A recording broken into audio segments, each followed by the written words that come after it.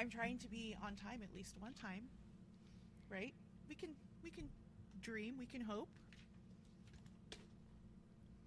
Yes, we can. Welcome back to First Watch Rewatch, the podcast where one of us is seeing it for the first time. And the other of us clearly did not have a lot to say in the opening. Yeah, I'm Sarah. I'm on the rewatch this time.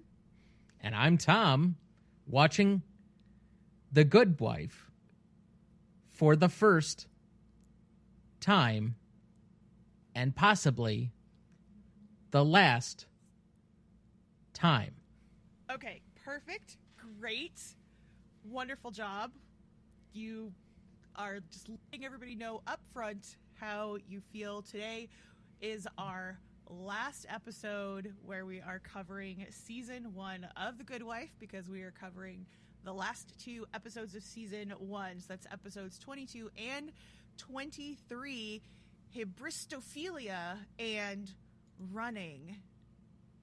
Remember how I was asking, I think was it last episode, where I was like, I want more complicated titles, and then here we have one. Are you appreciative then of the multi-syllabic nature of the title? God damn it. Title. Yeah. You either need more caffeine or you need a cocktail. Pick one. Sometimes you can get them in both. Sometimes you can't get them in both. That is true. Shall we dive right in? Because I think that, well, since this is our last episode relating to this season of this show, and we're going to have to make some decisions about what we are going to do moving forward, we should probably just, get this over with, right? It's up to you. I'm not hosting this season. Yeah, well, okay, let's move on. So let's dive right into episode 22. Are we diving right in? Are we diving right in? Okay. You know, that's going to really sound terrible in the audio that I'm not editing out. I know. That's why I do it. Here's the thing. Because we There's don't a thing. edit anything, this show has all of the beautiful repetitions that we make, like saying the same phrase over and over again. Probably not as many ums as we might think, because you and I are pretty good at talking off the cuff, but there's all kinds of obnoxious stuff. All right, so title of the episode is Hebristophilia. It is directed by Frederick E. O. Toy, written by Frank Pearson, original air date of May 18th, 2010. Here is our little summary. Alicia is celebrating her victory with Kalinda, her victory that she gets to stay at the firm, right? When she gets a request from Will to get the firm's client and accused wife killer, Colin Sweeney, to sign off on the new language in his company's merger. When she arrives, she finds that he is handcuffed to a dead woman. Sweeney claims she attacked him and killed his dog. So, Tom, give us your first watch impressions. The fact that they started the last episode, how to put it? They started 22 by basically repeating the last 3 minutes that we were actually watching, and then flashing forward more or less. Mm-hmm. I understand that Carrie is hurt, but I don't understand why he seemingly is taking it out on Alicia for doing exactly what he was doing all along. He seems like a petulant child. It's like Carrie from the beginning of the season. Yeah. But, side point, there's a lot more of Kalinda in these 2 episodes, which I think is interesting. Mm-hmm. Particularly in the finale, that I think is much more interesting for her specifically. Mm-hmm. The will of it all to kind of sideline him for this episode 22 was a choice. Although I also thought it was an interesting choice to bring back on a guest client, a special guest client. Yes. Who you seemingly think is always a pedophile. And he certainly doesn't help himself here.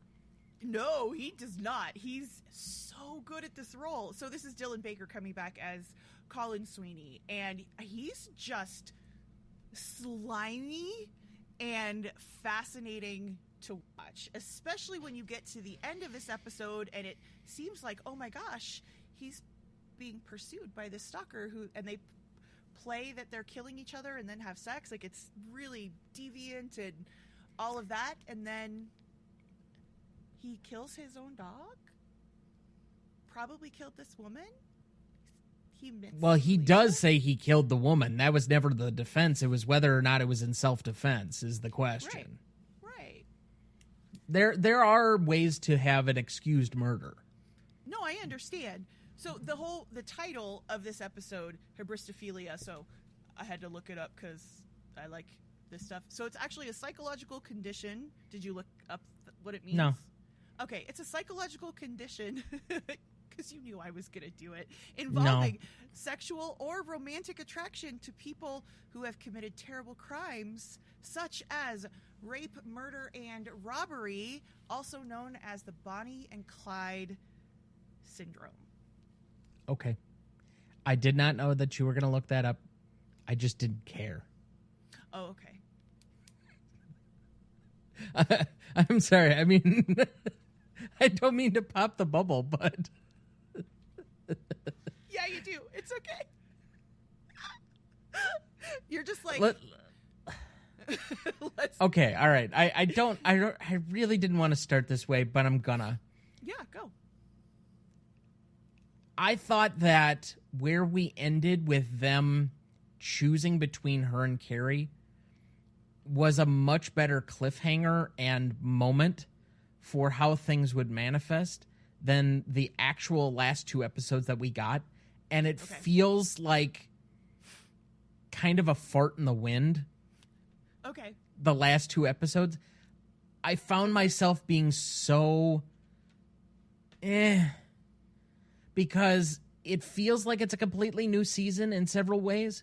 One being that we replaced Daniel Golden with this other woman we just briefly talked about, who I guess now has her own spin-off show. Yep. Mm-hmm. And even though her first appearance on this show was coming in as the big bad wolf, basically, and playing roughshod over the cops, which, let's face it, that's not actually that hard for most lawyers. They can make most cops look bad because, frankly, most cops make themselves look bad. But going past that moment here fairly, the fact that she feels like she's got kind of this weird hyper personality who can't put it all together but then does in the end was odd and really a choice out of left field based on how the character had been presented previously. We've pushed our chips in very much on Alan Cummings, apparently, that he is now like the guy. We're going to get Peter off, but that's what she said. Okay, go ahead. Okay. Uh-huh. But then we have to like do this song and dance over whether he's running again so that we can bring back in Pastor Isaiah for one last little moment. And then we have to have something for the mother-in-law to do it. Like, half of the characters in here are so uninteresting and the plot line's so dumb that it just feels like we're treading water for no reason whatsoever. And I'll be honest, I guess the second case of the week was a little bit more interesting because at least it pulled out a few fast ones and was playing a little bit fast and loose with how things ended up happening and the cop angle of it all. But And by the same token, and stuff, yeah. we had such a good episode with Colin Sweeney and Dylan Baker before, and then they just ruined it because this case, I don't get it. Like, this feels so. We have to fill some space, and we don't know how to do it because we wrote for 21 episodes, and yet we have 23 that we have to fill. Because even the finale, the cliffhanger moment that we get, is so by the time we get to it that I don't care about it at all, that I'm just like, I don't mind this show, but if I never come back to it, I think I'll be okay. There we go. Because I do not care about whether Will and Alicia get together anymore. 5 episodes ago, I would have. But at this point, whatever. Because she presents the challenge exactly the way she should. She's got kids. She's got a husband who's running for political office. She's got all of these other things going on around him and her. And he's the partner, and she's the junior associate. And he wants to develop some sort of relationship outside of that. Like, how do they get from point A to point B? He just wants the fantasy of it. He doesn't want to live in the reality. And, okay, yeah, so we should have left it at that. Why did he need to call back? And then why did she need to answer? Like, at this point, there's no way they end up together. And, okay, I'm fine with that. You're just disappointed that Peter's not dead at the end of. Well, that too. I mean, let's be let's be honest. I was waiting so hard for that, and he's still there. Every second that goes by, you're like, could it be? Could it be? Nope. Oh. Honestly, the only reason for me to come back to this show is to be right about Peter dying. Oh, someone definitely dies. Okay. I'm just not going to tell you who it is, though. Okay. Yeah. Do you even want to go over the episodes in any depth? No, I'm happy to. The plug? No. I don't mind talking about them. They were nice, casual viewing, but the substance just wasn't there. Like, there's a few things in the finale I'd like to discuss, but frankly, the Dylan Baker episode, whatever. So it's so funny because I remember watching it the first time and being like, oh my God, he's back. And seeing him for the second time the first time, I was just like, oh, he's so evil. I was very sucked in by it.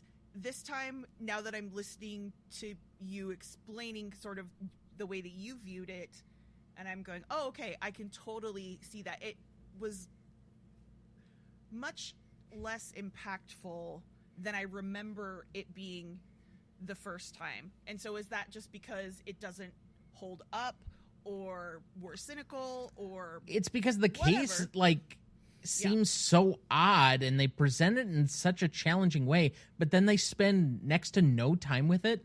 They're just moving it from point A to point B, where realistically we just need him out of the way so that we can do the merger, and then the firm can be saved, and then move a couple of other pieces around for the finale, which, okay, fine, cool, like that all right.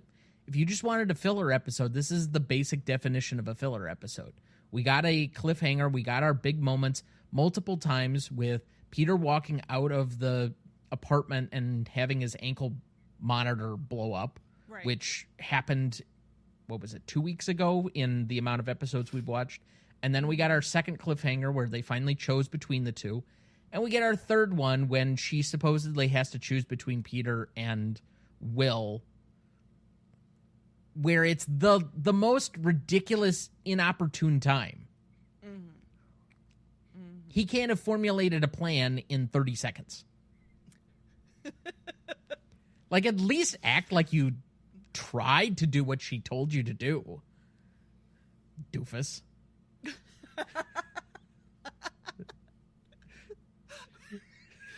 Well, I mean,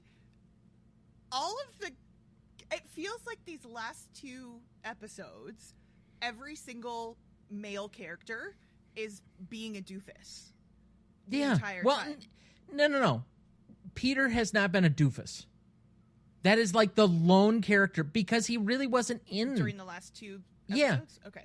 Like, with the exception of he's doing a few things more politically and he's getting some favors and people are talking to him more because he got off and then proceeded to get back into politics. It's okay. You can laugh. That was kind of the point.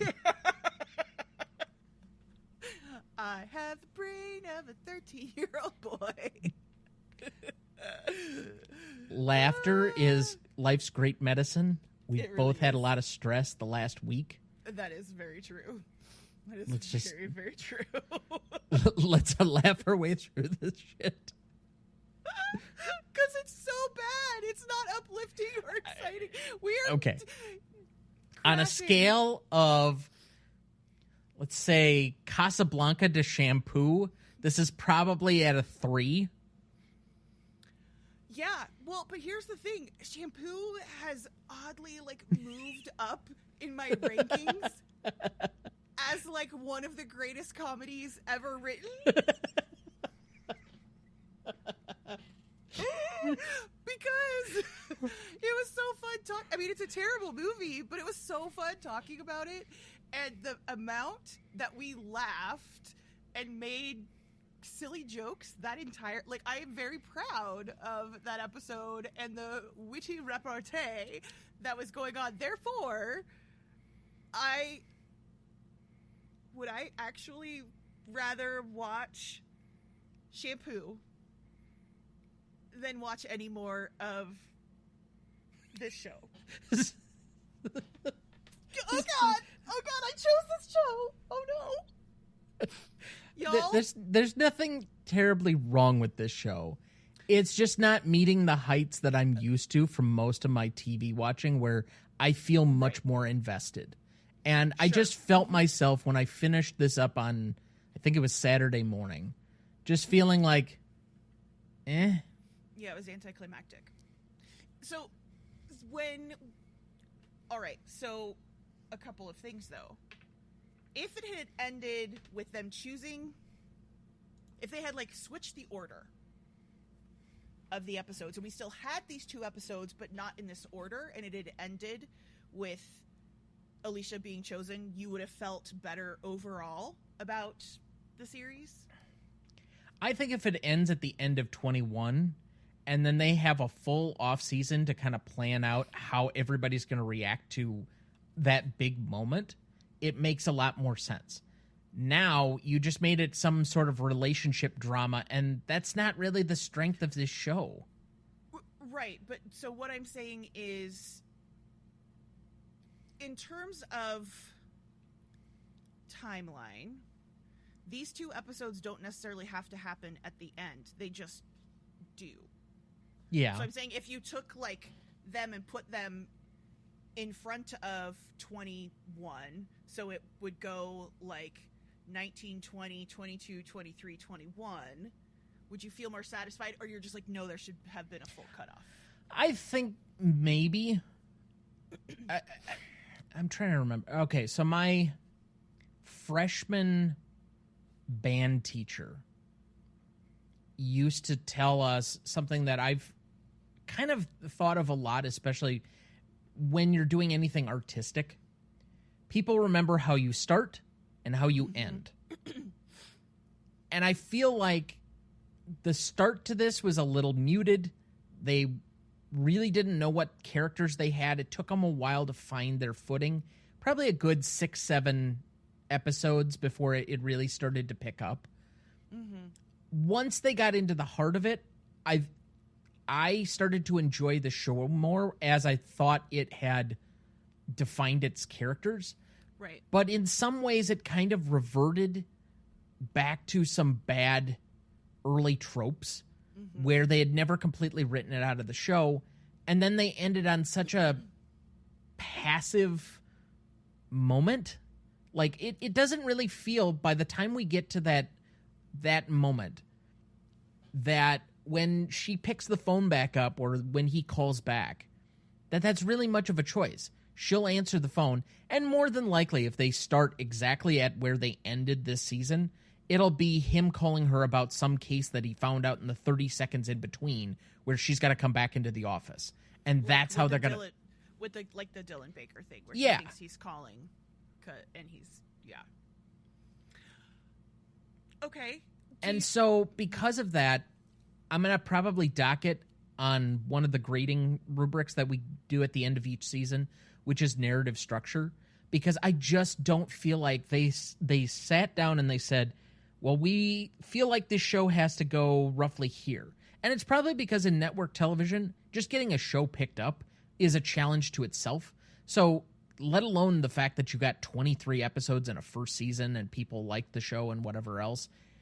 I just think they were writing things on the fly as opposed to having things mapped out or planned, at least for the first season. I'm sure if I went to a season 2 that there's going to be a lot better cohesion among the various different plot points and characters, and it's going to be much more mapped out. But this season,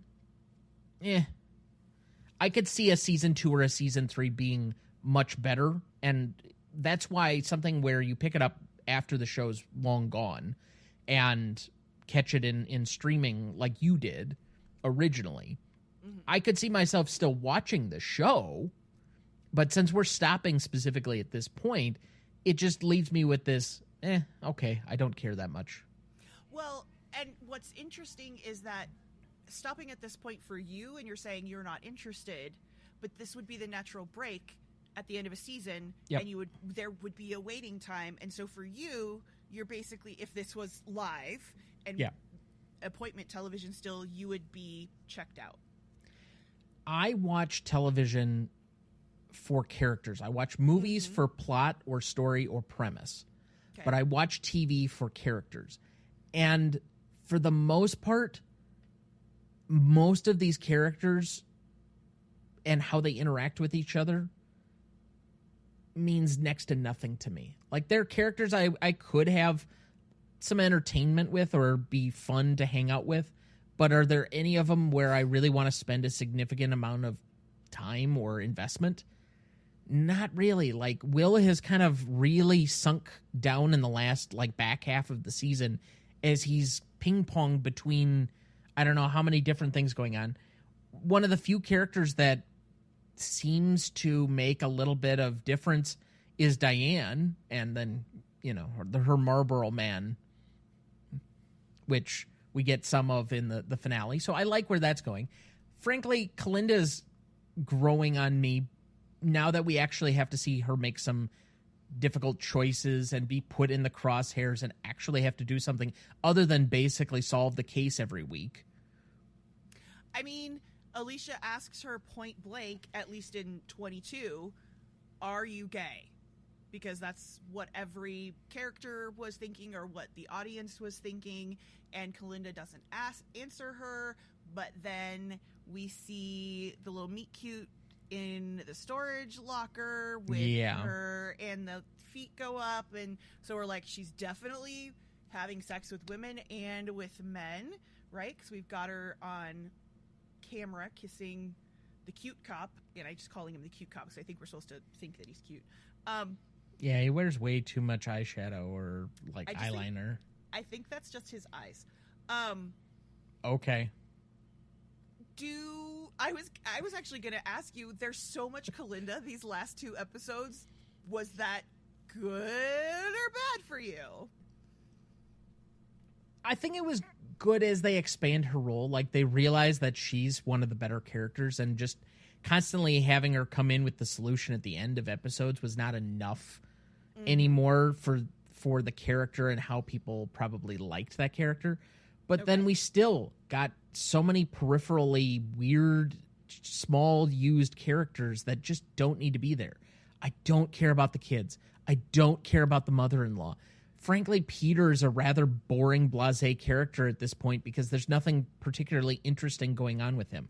I could have spent more time with Carrie, but by the time he goes off with Childs, I'm like, well, whatever. Fuck you, dude. Like, yeah. I mean, are we surprised that he is... No. But let me just say, I am currently listening to Outliers. That makes no sense for them to drop that into the middle of this episode.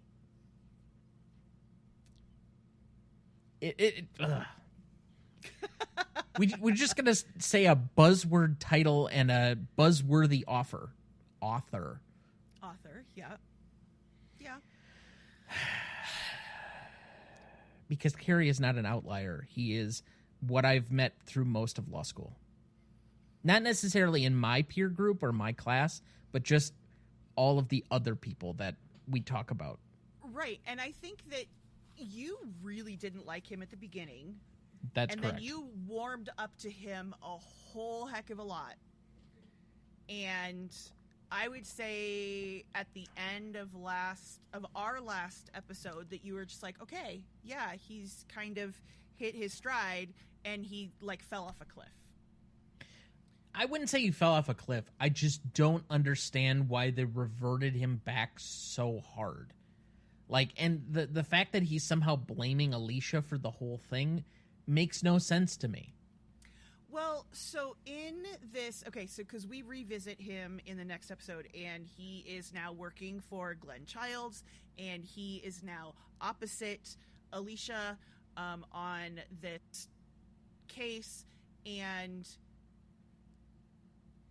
he's there talking about whatever he's doing, and Diane also, he shouldn't be there by all rights because the state's attorney would not be representing the cops. They would have outside counsel for that. But good to know. It was just, again, it's another one where we're going to write the show with the way how we want the characters on the board to end up in the same room together. Right. Sure.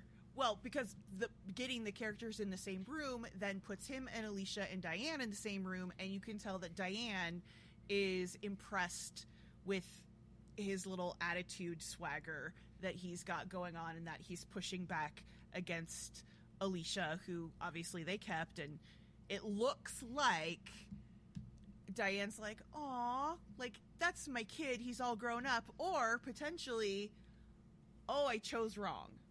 Well, they explicitly say that. Did we choose the wrong one? Yeah. Do you think they chose the wrong one? Nobody who makes a decision like that is going to go like a week later, did we choose the wrong one? No. High-end decision makers and people at firms are too stubborn and too egotistical to think that they made a wrong decision and be that self-reflective within a week.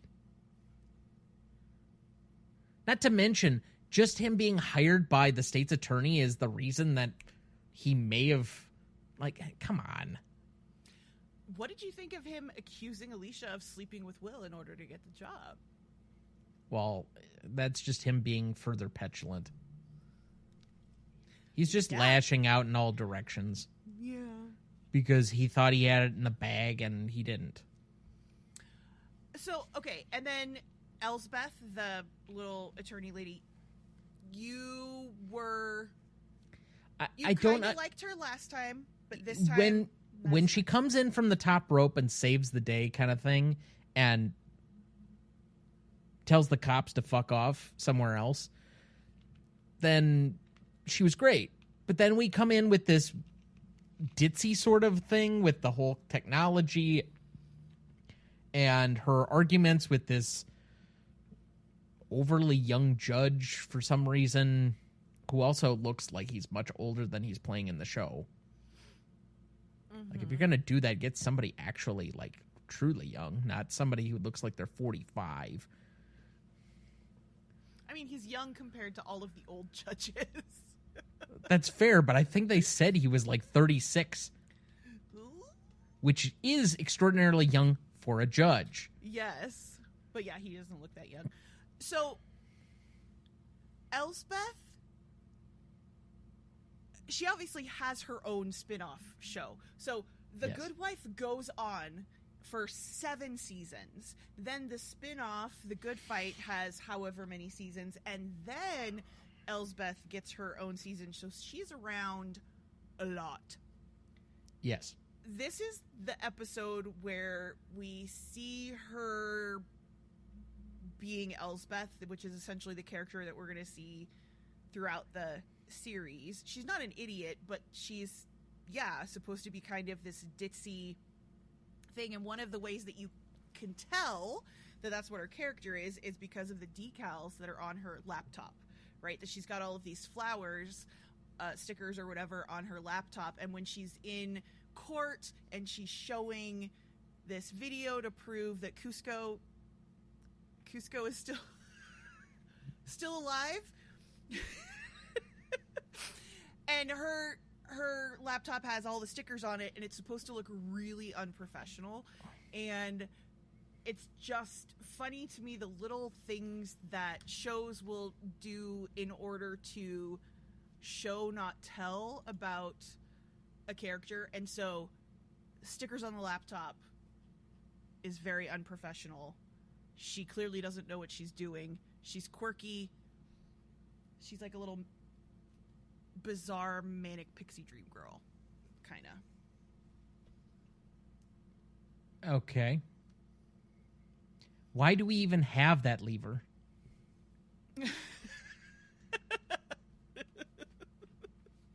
Oh, you know who also shows up in this episode around very little? It's not Patrick Warburton? No. Mm.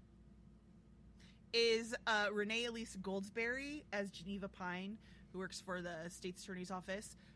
She is a Tony and Grammy Award winner. She originated the role of Angelica in Hamilton. So she's going to be Hamilton. She's going to be around for a long time. That was her first appearance. Good to know.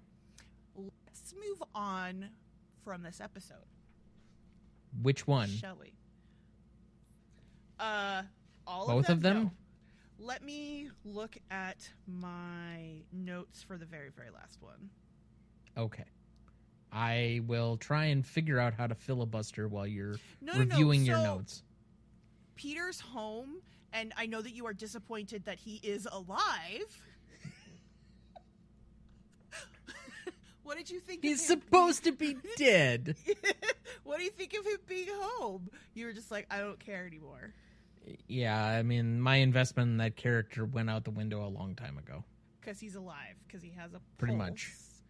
Pretty much. What about Diane and... Why can't I remember his first name? McVeigh. The gun guy. Gary Cole? Yes. How are you feeling about that at the end of the season? I still like that relationship. I still like the fact that she took him to task and used privileged information to basically one-up him, and then still they were together at the end because he recognized that she was just doing her job, and even though she felt shitty about it. Because, you know, that shit happens in a relationship sometimes. That's true. I like them a lot. It's one of the few investments in characters that I still liked. Okay.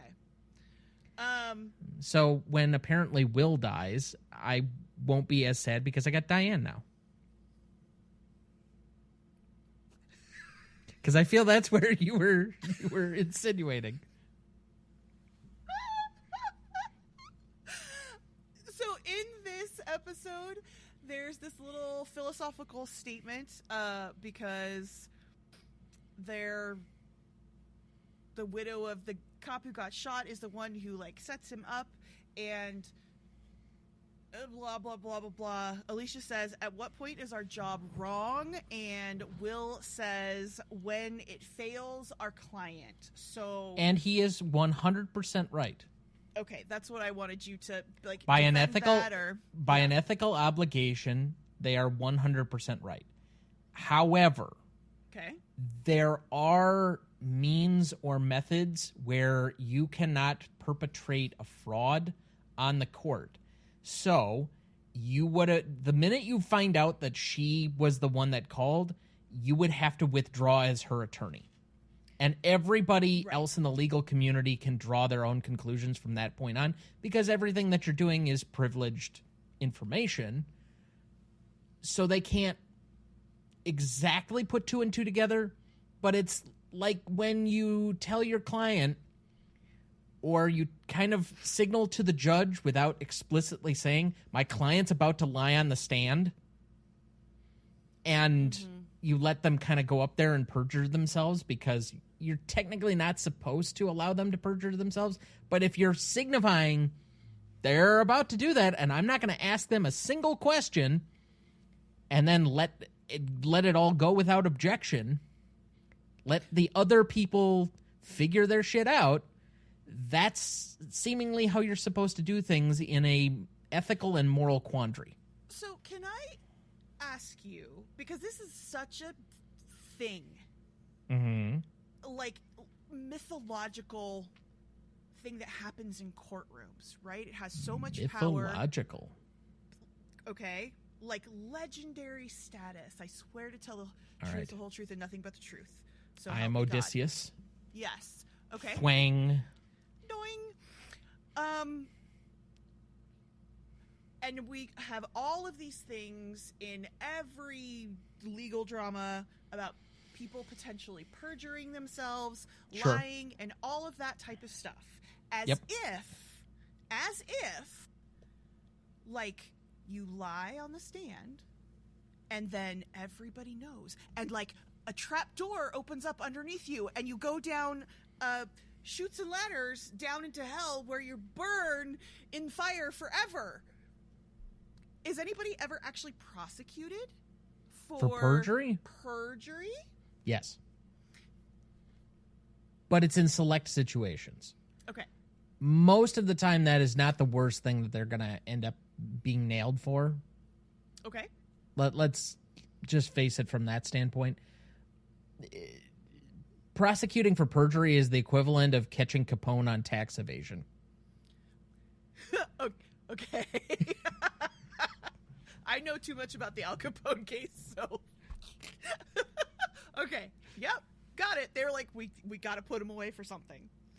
Kind of, yeah. And it buys some time occasionally, and, you know, but it's usually as a means to, like, tack on, but it is almost certainly not the most serious charge you could potentially bring. Right, so that's why I'm saying it has, like, this mythological proportion of being, like, such a huge deal, and so many things in cases hinge on whether or not someone is telling the truth, and that we take this swearing on a Bible, which is such an interesting thing, because what if you don't believe in the Bible? All of those types of things. I mean, that's a whole other philosophical... You could request some other document or whatever that is more meaningful to you. Sure. So it's one of those things where every person on the planet seems to know what that is, and yet it seems to be so important. And as you're saying, it's kind of not that important. Okay. For example, most of my clients are going through a non-adversarial hearing, meaning that neither of us is supposed to cross-examine the claimant or gotcha, because it's really just the judge, myself, and the claimant that are more or less meeting. Most of the times by phone, but sometimes by video. And yet every client, the day before the hearing, when I call them to kind of go over what's going to happen, what you need to talk about, what I'm going to ask about, what the judge is likely to ask about, is always freaking the fuck out because I might say the wrong thing. There's so many degrees of saying the wrong thing. It's the intent. And that's why a perjury charge is so difficult to make it stick, and why it has relatively no teeth, let alone is very rarely pursued. Because being mistaken is not lying, and perjury is about lying. So there is an intent that is there, which is why when people apologize, I lied about something. No, you were mistaken. Those are two very different things. Don't ever say that to me again, because I'm a lawyer and I know the difference, and I would be the one defending you because you were mistaken, not that you were lying. That being said, it is good to constantly reinforce in people that you really shouldn't lie to a tribunal. You do your best to tell the truth as much as you can, but you don't have to say everything, and you don't have to say it in ways that are going to hurt you. And thus why you do not have to take the stand if you are the accused, and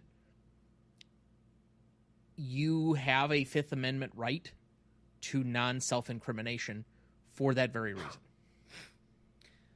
Right, which we have a very famous figure in history right now who is doing that very same thing in a court of law right now.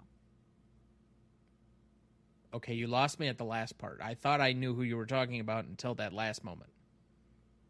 Who do you think I was talking about? Just say it. I thought you were talking about Dr. Anthony Fauci, Yes. but that was before Congress, not in a court of law. Well, it's still some sort of legal proceeding, right? I mean, yeah, okay, fair enough. It's not? Then why does he get to plead the Fifth? If it's not a legal situation, then he doesn't get to have legal protections. Well, that's just not true. You have legal protections all over the place in non-legal proceedings. That's irrelevant. But it's because he might have a contempt of Congress or a perjuring of Congress situation, which is still a legal situation. Having legal consequences and being a legal proceeding, I don't think are mutually exclusive. But okay, we're parsing here, and it's because we don't want to talk about the show. But we could just move to the scoring. Yeah, we can. We absolutely can. Let's do that, shall we? Okay. So we have one season of a show graded already. Yes. We have roughly 7 different variables that we can use here. The first that we decided on last season was acting. For The West Wing, we gave it a 9 out of 10. Mm-hmm. For this, there are select characters that I would place higher. Alan Cumming, Gary Cole. I don't think Juliana Margulies is bad. I don't remember the actress who plays Kalinda, but I think she, for the most part, played the role that she was given. Mm-hmm. There are some things about Carrie at times that bug me, but I think as he kind of got written into his own, and that's why I'm kind of caught between two things. Is some of this bad acting, or is it some of it just atrocious writing? Yes. The answer is yes. It's both. Yeah. So the children actors are terrible. Particularly Zach. Oh, poor Zach. He hasn't gone through puberty yet.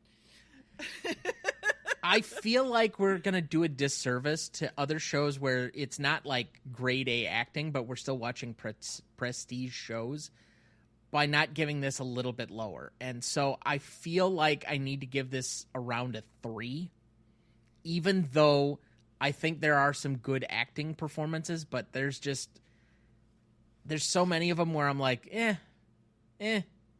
yeah, okay, you're getting the job done, but it's network TV. Okay. Mind you, I will remind you here, we have to come to a consensus, so I just threw out a number. Right. So, and here's where I would land. Because we don't have the same emotional entanglement with the characters overall, but just even the things that are happening to characters aren't as emotional and involved as they were in the West Wing. So we're comparing apples and oranges, but guess what? Apples and oranges are both fruit because these are both TV. So saying you can't compare these two things is actually wrong. That's why we have a rubric that can compare them. Correct. I agree that as an ensemble cast, this show does not have the power players that the West Wing does. Mm-hmm. And part of that is the writing isn't as strong, the scenarios aren't as meaty, all of that type of stuff. But the number of guest stars who I think are surprising, and you're like, oh, and they're only there for a little bit. The repeating judges, I think, David Paymer, which you have mentioned every single episode, even though he was only on what, like 2 or 3? So I think that the appearances of these guest stars and these like high quality people like Alan Cumming is just what? For me, I would still only give it a 5. Because ensemble overall, not so great, but elevated by these really good, fun guest stars peppered throughout. And so, therefore, it's going to bring it up overall, but it still can't get past the 50% mark. Because that's just not what the show is. I think I'm so low on my number because I wanted to set, to a degree, the low point of what we may likely discuss at times. I think it's good to have metrics on the outer edges to understand what the parameters are sometimes. In a couple of ways, the West Wing is moving at the edges of the upper tier. Like, we're coming up on a category, we scored it a 10 here in about 2 different sections here. So for what it's worth, acting, we gave it a 9. Writing, we gave it an 8. Intangibles, we gave it a 10. And then we were a little bit more middling on some of the other categories here. But by doing so, I want to give us a little bit of room. Maybe that there's a show that we watch and it's just bad and we watch it because it's bad. Like, that is a possibility down the line at some point where we don't choose the most prestige-y thing that is there. So I want some room to move into, but I also recognize that the acting is not truly bad, but we're also not likely to discuss a lot of bad shows. And so I want to set what is the floor for what we're actually in discussion. If we set it at a 5, that means that we're basically judging most of the shows that we're going to be talking about in the upper half of the scoring. Which is fine, but it gives you less range to play in a little bit. And that's my only concern. Right now, I'd be willing to capitulate at a 4.5. Okay, so what I was going to say is, why don't we come back to this one? Because we might be able to better articulate some of these issues in the other categories, right? Like, that. So let's go right to writing. Exactly. That's exactly what I was going to say. Let's move on to the next category and come back to acting, because this show did win several Emmys, all of that type of stuff, and I do believe Kalinda for this season wins the Emmy for Outstanding Supporting Actress in a Drama Series. All right, let me take a look, because all right, premise, main characters, scrolling. Does it have the awards listed somewhere? It does. Awards and nominations. Screen Actors Guild, twice nominated for Emmy Drama Series. They were nominated for 35. Okay, so you are correct that she won the Outstanding Supporting Actress in the first season. Juliana Margulies won Lead Actress the second year. Martha Plimpton won for Guest Actress. Okay. And then Juliana Margulies, this first season, won Golden Globe for Best Actress in a television series for drama as well. Damn, and Nathan Lane didn't come in until years later? Oh. That sucks. This is why... I get it. I totally get it. There's just save it. It's okay. Mm-hmm. But, all right, so... all things aside, like, I recognize it's not the bottom of the barrel, but also... But then, see, here's the thing. If you're recognizing that it's not bottom of the barrel, but you're determined to put it at the bottom of the barrel because we might not get to the bottom of the barrel, just see... Okay, let's talk about the writing. Let's move on. Let's talk about the writing, and we will come back to this category. Okay. Writing-wise, I recognize that it had some challenges. Didn't know who the characters were. There are definitely some flaws in here. But how many different cases of the week were just phoned in, seemingly? Yeah, I agree. The legal inaccuracy is pretty bad at times. Like, sure. Yep. You know, there are sometimes, again, going back to our discussion probably from like 5 or 6 episodes ago, if you really made a legal show about what lawyers do all day, everybody would be bored out of their fucking skull because all lawyers do is read shit that other people wrote for them, then write shit so that other people have to read it. And that's what it is all frickin' day. Right. It is not this exciting. But there are just some things in here I'm like, okay, like there's entertainment license and then there's just being sloppy. And there are several episodes in here where it was just ultimately sloppy. I think there are about half the season was good. About a quarter of the season was great. But half the season is also either I just didn't care, but none of it's truly bad. Let's also put that in there. Like I don't think there's an episode in here where I at least wasn't marginally entertained, and I guess I'm waffling a little bit. We gave The West Wing an 8. So on writing, we were kind of tough on it. I think we have to give this a 4. And I'm okay with that.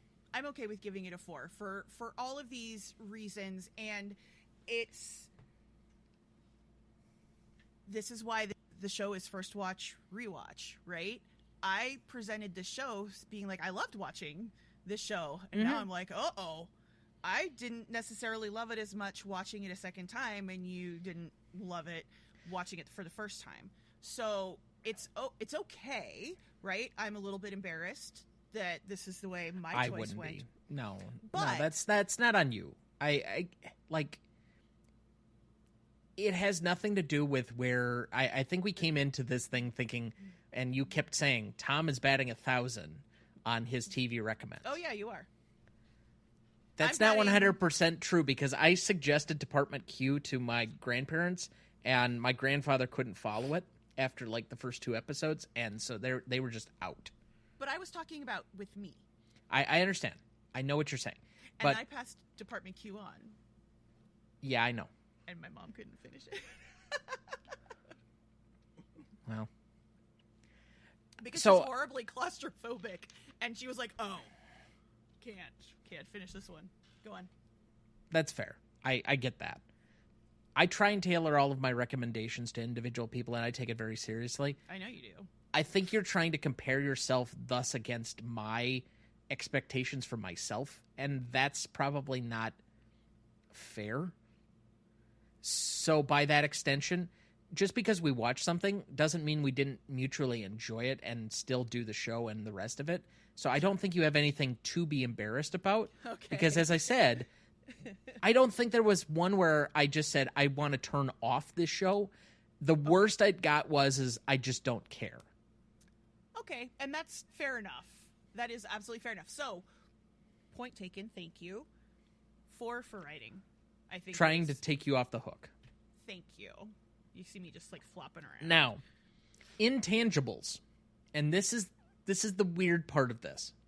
How does it make you feel from episode to episode? There were so many points in this show and so many different characters and so many different plot lines. With the exception, Jackie drove me nuts. Zach drove me nuts.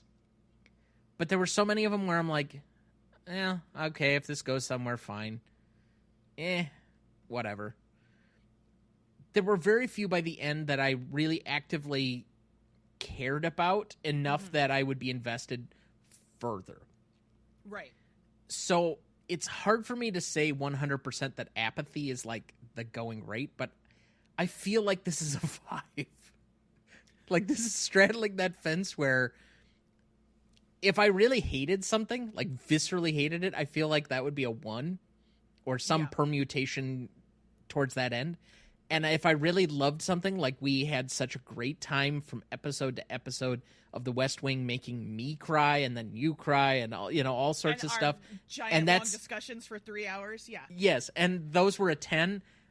I think this being kind of like, well, I just don't care at times is a 5. Well, right. And here's the thing. I think that we had some emotional highs, but we had some pretty low lows, right? Where we're like, you're invested in, suddenly I don't remember anybody's name. I was like, Kalinda and Diane are not in a relationship. Well, that would be interesting. So you were invested in Will and Alicia, right? You were like, yep, give me that. That's what I want to see. I want to see him smooch. And now you're just like, I don't care, right? So because they strung it out so long. And Absolutely, right? And we like the thing with Diana McVeigh and all of that type of stuff. So it's all over the place, right? Yeah. And so I think that if you're going like this... then yes, there needs to be something, whatever it is, in the middle. And I would agree for the Intangibles being at a 5. And I think it's part of that is because the writing is not as good. It's not as consistent in terms of how it's able to maintain consistency, maintenance. There's basically the same thing. The twice divorced person would know. Yeah.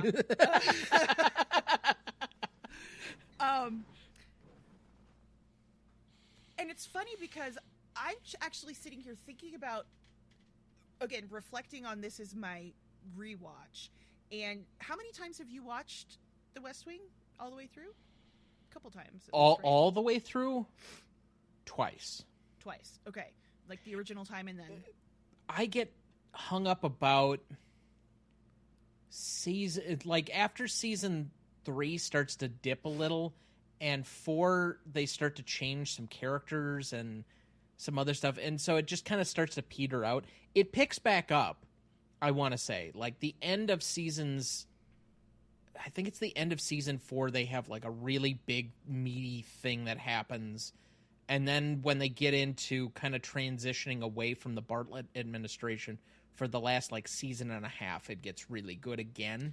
But it takes these weird ebbs and flows with it. So that's why when you say watch all the way through, it's different. But those first 2 seasons I've seen multiple times. Right. And so I'm wondering how much my love of this show and being excited to share it with you, but also not remembering a whole lot about what happens in the first season, that my glowing rose-colored glasses that I was thinking about the show in, if it's not the whole show, right? All 7 seasons and the arc that characters go through and things that happen and other characters that you haven't met yet that I really like. Nathan Lane, I love his character. All of these things, what happens with Diane and Will and Carrie and other characters. So I think that I'm recognizing that those intangibles as well, because I remember feeling ooh about this show pretty consistently, but I'm recognizing it wasn't with this season. I just got to keep going. Yeah, with it the first time. I think that makes sense. with the way I've talked about the show and the way that certain Yeah. characters are written, first seasons are always hard. And usually shows hit their peak in like seasons 2 or 3. We're not as used to that anymore in the prestige era with a lot of streaming shows where they've changed the format. And so it's less reliant on, well, is my pilot even going to be picked up, or am I going to get a back half order of my first season kind of thing? Right. Well, and they're doing more and more limited series where you're Right. just watching like a 6 or 8 hour movie, basically. And it's really that like type of based thing. on a book, so you really have something to go on where they're intended to be almost like this one season thing, and that's it. So we're Right. just going to pay and film the whole season and know exactly where the characters are going without necessarily the true investment is are we going to get to a season 2 kind of thing. Correct. Yes. Yes. Absolutely. You might need to talk into the mic.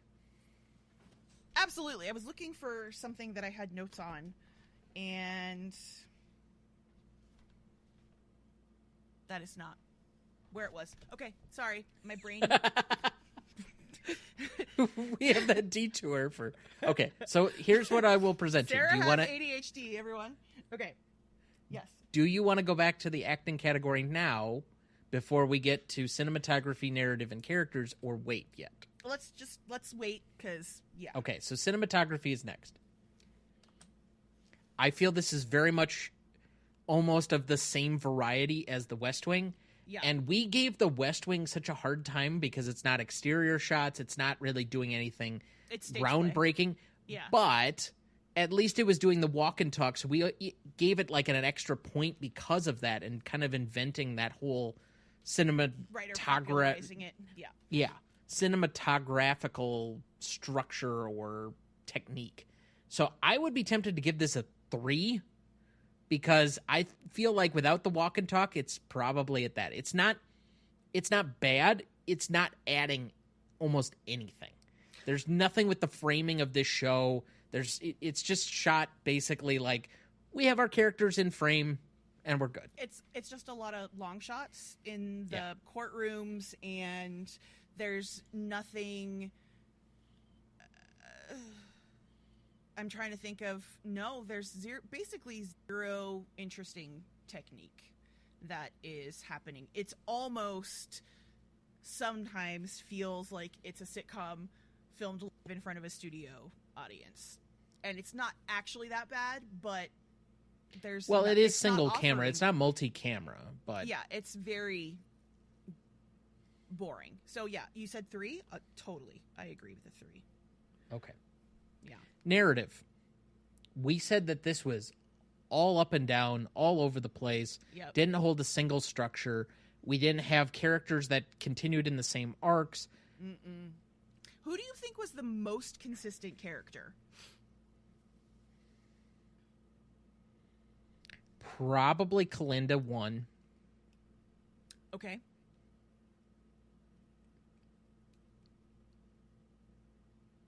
And if we're just going on the main cast, like, because Gary Cole was always the same consistent character, David Paymer was always the same consistent character, and yes, I'm Right. just dropping names because I can at this point. Yes. But if I were to say the main cast, I would probably say, why am I drawing a blank on our main character's name? Alicia? Alicia's probably the most consistent outside of that. Okay. Like those two feel like they've been, for the most part, basically the same kind of character, like grounded in the same reality the whole time through. Yeah, okay. Outside of that, like the kids, up and down. Jackie's just always been a pain in the ass, but she got parked on the sideline for like 8 episodes, and she was such a big character early on, and then she wasn't, and And then it's she just comes like, back in this last episode and is suddenly like the Godfather, like pulling all of these strings about his political campaign. Yeah, it's weird. well, and then throw in the fact that we had such a big deal early on that Childs was sending these photos or whatever. He was slipping shit under the door, and then Zach catches another photographer who then Alan Cummings uses later to like put on all of these different stickers to publicize.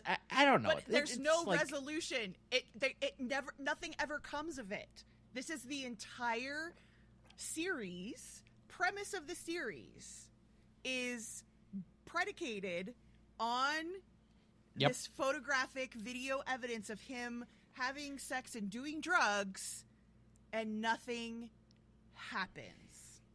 Nope. We concede that he apparently had sex with a prostitute once, but after that, we're just like, okay, we don't really care for this anymore. Yeah, the early stuff that they had clearly goes by the wayside. The entire title of the show feels almost irrelevant after a certain point in time. They did make a point of having Alan Cumming come in the finale to say to Alicia, it's really important that you stand by Peter's side so that he can get elected. You really, really need to be a good wife right now. And it's like, why do you sound like Buffalo Bill? I don't know. So we basically have the good wife. You need to stand on stage with Peter, just like you need to put the lotion on the skin. I just saw something with Levine in it. What is his first name? Tom? Ted Levine. Ted Levine. I just saw something with him in it. It was so fascinating to see him be like a kind of normal character, and now I can't remember what it was. I almost gave you the option for watching Monk next, and he is the police captain throughout the entire series. Like a mustachioed police captain. Oh. Interesting. It's a good show. My parents love that show. I know what it is. Okay. I've never watched it. All right, so at least it's still an option. I was watching some show with my mom she's obsessed with, and it's from a while ago, but it's Kira Sedgwick, and she's playing... Is it The Closer? Yes. And, like, J.K. Simmons is, like, her former lover, and he's in the show, and I was like... I love some J.K. I do, too, but also I love... Like, more J.K. I would substitute David Paymer in a second for J.K. Well, maybe we need... Because I saw a couple episodes, and I was like, I'm into this. Let's talk about that show later. Put a little note. The Closer, because I was... Yeah, I'll let you put the note down. I have not seen anything in regards to that show. Know nothing about it. That just might be something that we share together. Doesn't need to be on the air. Okay. Narrative structure blows. Okay. And we gave a 6 to The West Wing. Well, only because it had those, like, Mandy plot lines, and you were annoyed by the... I was so annoyed. Yeah, you were annoyed by certain Josh plot lines, and you were annoyed by the Sam plot lines at times that felt very repetitive. Yeah. That was where we ended up on that. Yeah. I'm fine with whatever you basically want to give, because you've actually been more harsh on the narrative structure here than I have been. Well, so why don't you throw out your opening salvo here? And because taking my personal inventory again on this show and being like, why did I recommend this, and does it hold all of that thing? Does it hold up? And I am infamous for being on Gmote and just being like, everything gets a 10. I don't know if you're infamous for that, but actually we have somebody else who, like, when they really love something, gives a 10 for everything, and it's kind of weird. Well, I'm just saying, Well, it might be because the last couple episodes I've done have been shows that or movies that I really, really like. Which is fine. I'm feeling... is it worse than the cinematography? Is the narrative structure worse than the cinematography, or is it about the same or slightly better? I feel like I couldn't go any higher than a 4, but I could probably be talked down. I feel like you were flirting with wanting to say a 3 and you couldn't let yourself go there. But that's what I'm saying. Is it worse than? Is it as bad as the? Why does it have to be? Because the cinematography, it's in its own realm, and we were just I understand. So, but I can't I think explain to you the way my brain works with the way it's leveling. I was things out. waiting for you to give like a 1 or a 2, and then I was going to talk you slightly up, but a 4? I think this is a 3. Perfect. Great. Thank you. We've spilt enough voice on mic. All right, characters. If, again, because we judged The West Wing almost solely on its primary characters, it would feel difficult, despite the fact that this show has so many smaller peripheral characters. And I think we can say collectively, all the guest stars and the other people, the Tony Goldwyn's of the world, the Dylan Bakers of the world. Right. If you want to add those all up into a group and give it like an extra, part on this, that's fine. If you want to go up a point because of them, I'm okay with that. But the characters are just not nearly as strong. No. I think, all right, if we're just going to count up like really good characters, Kalinda, I think Alicia would get like a half point, and I think I could maybe go up a half point on some other people here. Carrie at times, when he started to come into his own, I'd be willing to give a full point as he's developed and actually been a more integral part of the show. Diane, kind of the same thing. So I'm already looking at like 4 or 5 points from that. If you wanted to say that we had good surrounding cast on top of it, I'm willing to go up to a 6. Okay. Yeah,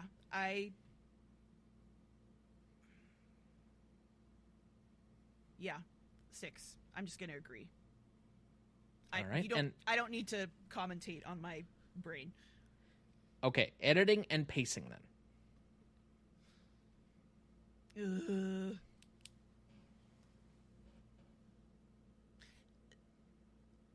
If the narrative structure is that low, that does have to do with editing and pacing. I would agree. And the writing is the higher at a 4. I would say the editing and pacing, for you, dragged some things out way too long. Yep. But then they also resolved cases of the week way too quickly. Yep. Don't give enough attention to the right things, whatever it is. I would say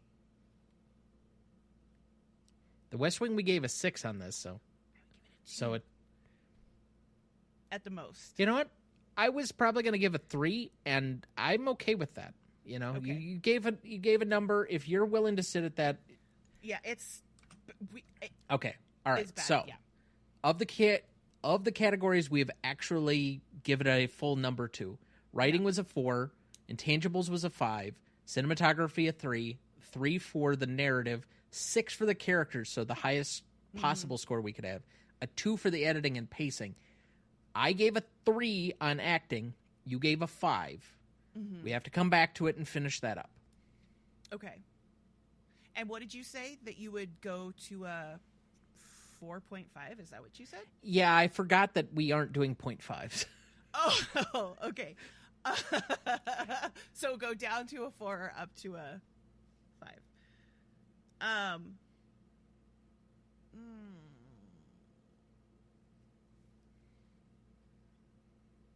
Okay, so then if the characters are at a 6 and they've won I think you're probably closer to right. I'll just concede. On a 5? Like Yeah. super even keel? I don't think this show is quite deserving of how many like low-end scores that we've had. I think I can capitulate on a 5 and just make it easy. Yeah. So Okay. 5, 9, 14, 17, 20, 28 out of 70. Ooh. The West Wing had a 51 out of 70 and is currently in the top spot. Right. Which is really only a 72%, 51 out of 70, but a 28 out of 70 is a 40%. So it's a huge drop off. Yeah. Oh, remind me to tell you something off air about Keeley's new school. which Okay. is a fun little percentage, which I just learned today. A percentage. Mm-hmm. Okay. Or a percentile, perhaps.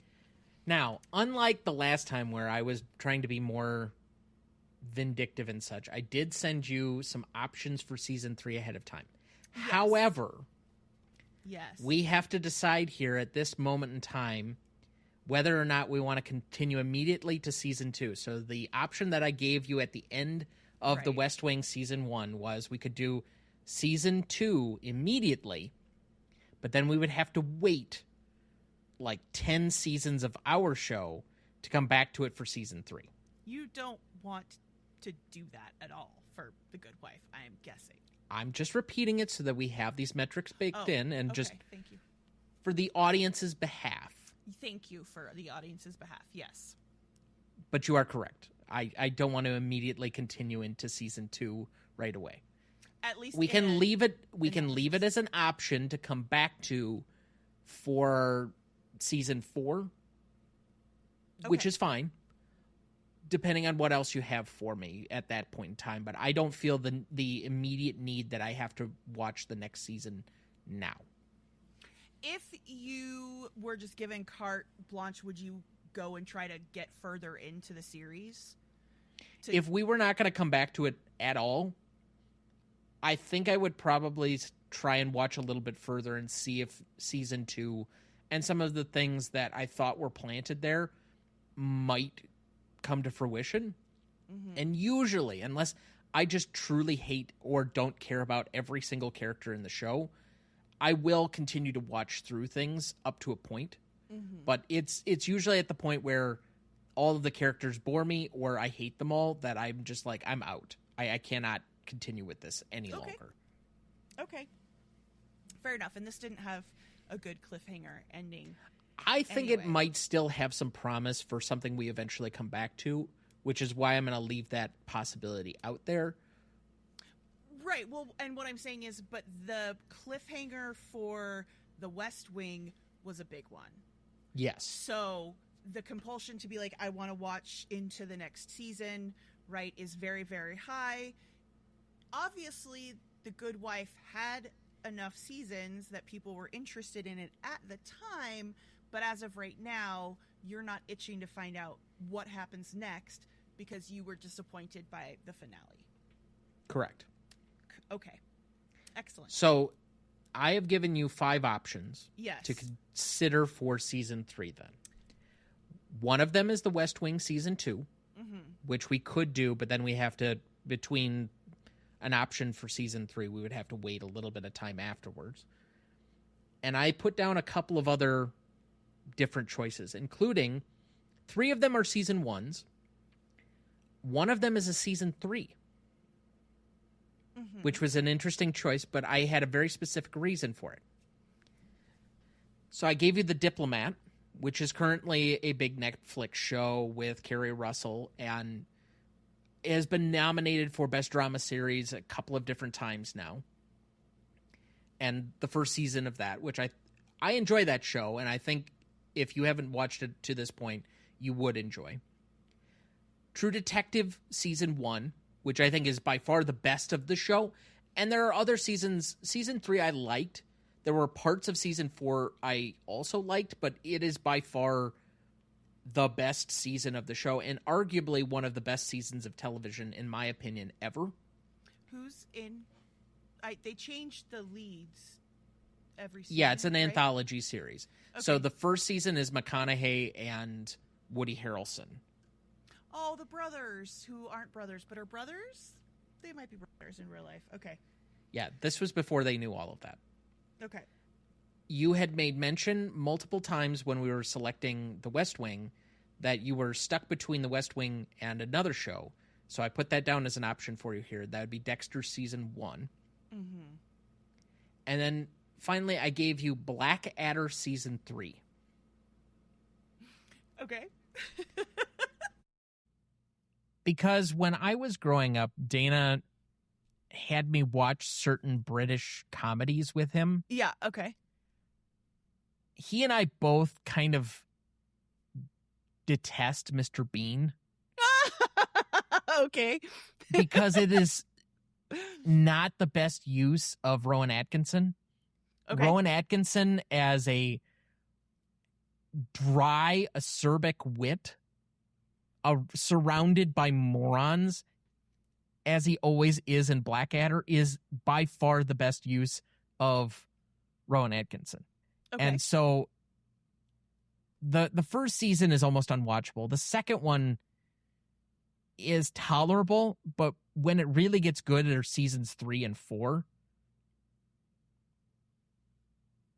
So I went with season 3 because I thought it would be much more enjoyable. But Rowan Atkinson, Hugh Laurie, Stephen Fry. Comedy. Okay, so this is... historically themed comedy. Okay. So, funny, when you sent this to me and I was like, Blackadder? Mm-hmm. Okay. All right. So here's...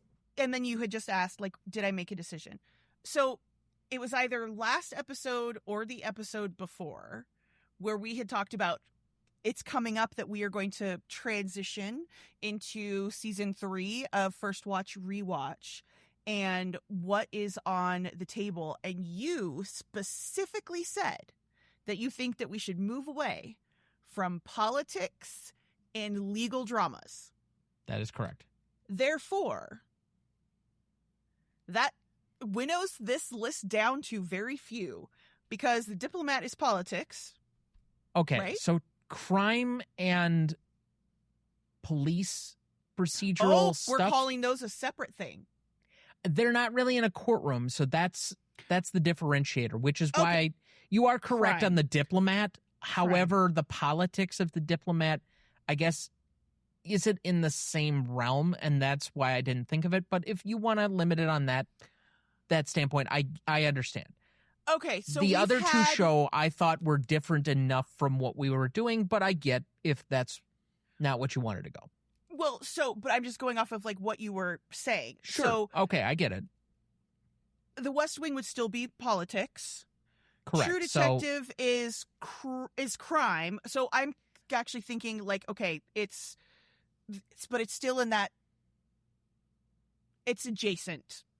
It's crime, but it has more to do with investigation than it does. I get it. Yeah, there's like no legal, like true legal aspect. It's like a Kalinda show. So, okay.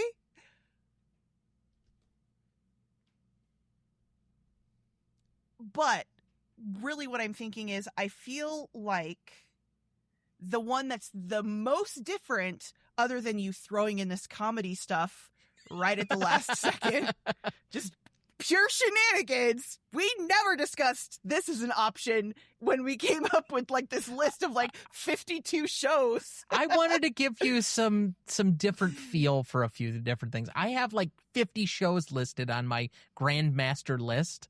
Did Kieran write in to vote for Lost, by the way? Oh, he didn't. And I forgot about that, but yeah, he would. He most definitely would. Anything to make me watch that, I think he would be all in favor. Well, there's always I will say, season 4. All right. To take you a little bit behind the scenes, he was on the episode last Wednesday that is going to be releasing from where we're recording in a couple of days for Alice in Wonderland. And I did talk to him that we weren't going to do Burn Notice because we'd both seen it. Oh, yeah. And he was slightly disappointed. But when I said that it seemed like you were leaning in favor of Dexter, he has been listening, but he was invested because that was one of the few shows that we would talk about that he's seen already. Dexter is. Yes. Oh, so he would like it if we did Dexter. Correct, because then he would have like some skin in the game kind of thing. Oh, okay.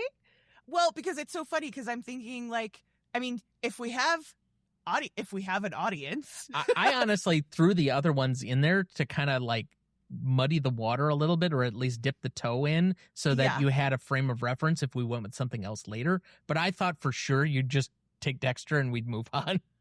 Well, I mean, but Tom, it's me.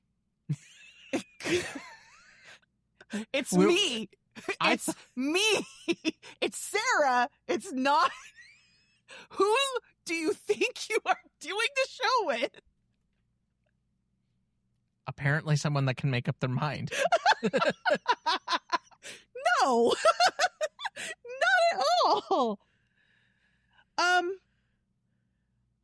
Again, I thought you'd have this all made up in advance of the show, which was why I sent these to you. And then I'm like, if I send her 5 options,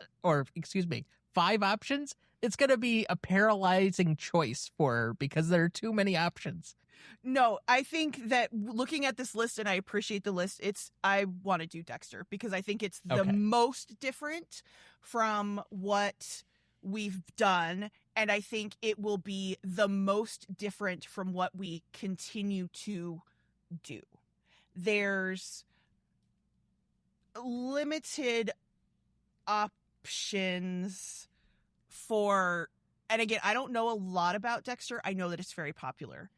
Okay. I know your proclivities or non-proclivities for scary things. Honestly, I never had a trouble with this at all. So this does not bother me. In fact, this show may be one reason that I am more calloused towards certain levels of violence, because there are moments in time where this show does get somewhat violent, but I don't think it's, I don't know, it's hard to put quite a finger on exactly. Okay. But that being said, I'm trying to think how many episodes are in the first season is the question. Because the next question I was going to ask is, all right, so there's 12 episodes in each season, 1 through 8. Did you want to do 2 at a time or 1 at a time? How long are the episodes? Probably a good hour. Like, this is not streaming TV, but this was paid cable, so they were not dealing with commercials. So it's probably a good hour. I don't think any of them are like that much, like very longer than an hour. Really? So here would be my suggestion. Since this is a genre change, can we do the pilot by itself? Sure. And then go from there?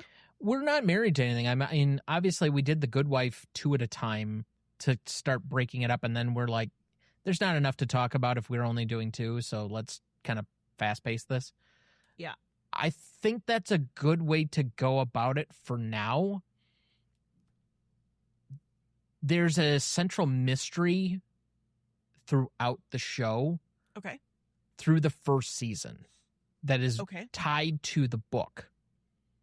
Past that, they start to have a little bit more trouble with always capturing the same puzzle box aspect to it. This is a book? It was based on a book? Yes, this is based on a book series. At least the first season is. Okay. Oh, that's right.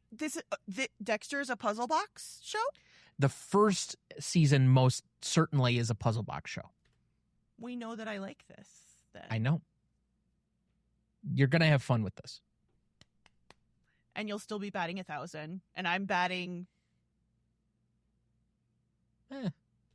I'm batting 400 because we only gave a 40% to... on that notice, then my average would come down because the West Wing was not 70 out of 70 either. No, we're good. You have a bunt single. Okay. All right, yes. So technically I'm excited. You're on base. I am going... What year did Dexter start? Here's the thing. I don't know anything about it. Or 2005, 2006, somewhere in there. Because I picked it up during college. I had some roommates that were really into it about 2010, which was when it was going through the year with... So if we do end up going further with this show, which I would guess, after season 4, it really starts to drop off. But the first 4 seasons are really good, and the 4th season might be the best. It's either the first or the 4th season for me are the best ones. But when John Lithgow comes in as a serial killer, as the opposite, how he didn't win an Emmy for that is beyond me. John Lithgow might be one of the best actors we've ever had, just on a personal basis. And wow. Okay. Okay. Great. No, I'm excited. I, again, don't know a ton about it. I'm excited to rewatch it. It's been a while, and the last season of the show, and particularly how the finale that is the one episode of this show I've never seen. I got to the second to last episode, and I'm like, I'm kind of out on this show. The finale's next week. And then a bunch of articles came out and said what happened in the finale, and I'm like, yeah, I'm good. I don't need to see that. Okay. And now they've got the, like, reunion or comeback shows or whatever past that I've considered going back and trying to pick up at some point, but nothing captures like quite the first few seasons of this. So actually being able to sit through it, because I tried to get my dad to watch it multiple times, and we got through a couple of episodes and then would just stop. But to actually go and develop and go through this now, I think is going to be a really fun project. So I'm excited as well. Yay! That's good. And then I don't have to be in the driver's seat. That's correct. Yay, I get to tease things about potential spoilers that may or may not happen. Right. And all season as we're going through a puzzle box show. And I did a really good job of not telling you shit about The Good Wife. Except somebody's going to die. Oh, somebody's going to die. Yeah. For sure. Somebody's going to emergency. Somebody's going to jail. In a New York minute. Somebody's definitely going to jail. Ooh, everything can change. Oh, my God. I was just... Did you ever watch... Where is this coming from now? No. Do we have anything left to really discuss that's worthy of being on air? No, it doesn't need to be on air. We can totally finish it. You can totally hang up. I'm not running the show anymore. We're going to watch Dexter next season. We are taking a week off, though. Oh, good call. Good call. Yes, we are taking a week off, so there will be a space in between before we get to season 3. Yeah, because school year starts now, basically. Well, and also, I just don't need a little bit more on my plate. We're supposed to, as a family, go up to some cabin in the middle of nowhere in North Wisconsin, and I'm going to be the only one who comes back?